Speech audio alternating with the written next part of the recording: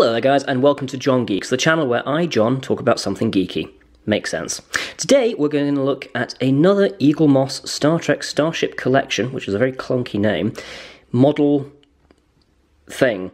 So today we're looking at the Oberth-class Starship, which is a design which I absolutely love because it is utterly bonkers.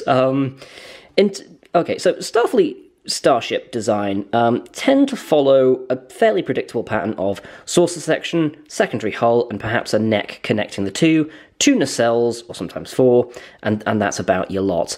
The Oberth class is comparatively insane in that, I'm going to turn this around, you can see there's a massive, almighty sort of dead space in between the middle here with no real connectors apart from these nacelle pylons.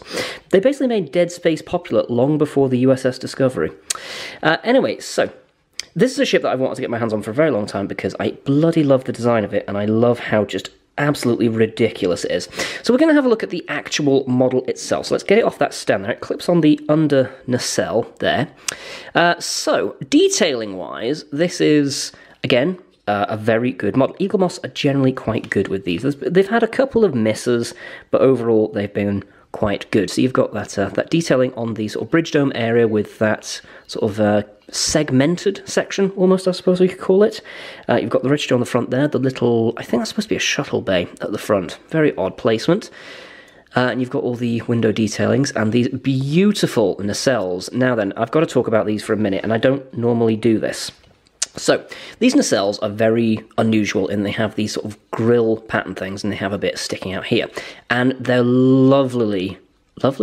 They are beautifully rendered. Yeah, let's go with beautifully, that's more of a word. So, the grill pattern is actually done in 3D. They didn't necessarily have to do that, but it is actually a three-dimensional grill and it goes all the way around and even recesses into the back here, which is the kind of detail that I never knew was on the model before. And I think I'm more just appreciating that it's there than anything else, but I think that is absolutely beautiful.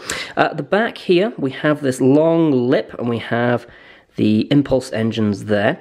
The back of the secondary hull tapers off into this interesting sort of fluted design, and it's basically sort of a kayak, the bottom, actually, isn't it? I'm realising that.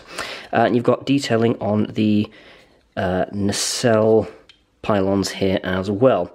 Although they're not really nacelle pylons, are they? They're engineering deck pylons, I suppose. But anyway, so the die-cast features, the top bit is metal and the bottom bit is plastic, but the whole thing is extremely rigid.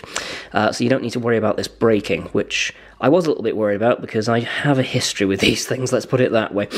Yeah, beautifully detailed all over. Again, very fine details on the sort of pinstriping and stuff like that. I'm trying to keep this in focus. The camera is an absolute nightmare for this. Yeah, kind of. And you can even make out the USS Grissom there. A couple of bits and pieces that are missing from this. There seems to be no discernible deflector dish, which is a problem with the actual design of the ship rather than the model, and also no buzzard ram scoops, which again, something with the model, something with the design, not the model. Sorry. I think this is absolutely splendid, and so do the vast majority of people that get it, because this is quite a rare one. This is extremely difficult to get your hands on. If you are in the neighbourhood for getting one of these and you can source one, I would heartily recommend picking one up because, aside from anything else, they might be worth a bit of money in the future. You know, they might be the Bitcoin of the future. This is the Bitcoin. But also, they are genuinely beautiful and quite a talking point because the Oberth class is one of those that you can't really get a model of. It's fairly huge as well because the actual ship itself is quite dinky. So there we are. That is the Oberth-class Starship. And again, we haven't gone through the magazine because, yeah, who cares, frankly. Well, maybe you do, but I don't, so I don't talk about it. So if you've made it this far, then I have a favour to ask. Well, I have several, actually.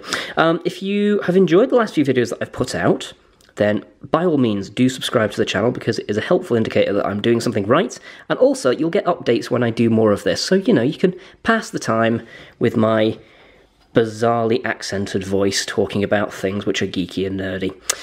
If you aren't yet sure if you like my stuff, then you can check more of it out. Go into my channel on the videos tab and have a look at some of the content that I've done thus far.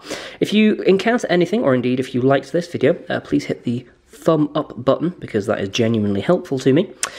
And hopefully I will see you in the near future for another one of these reviews.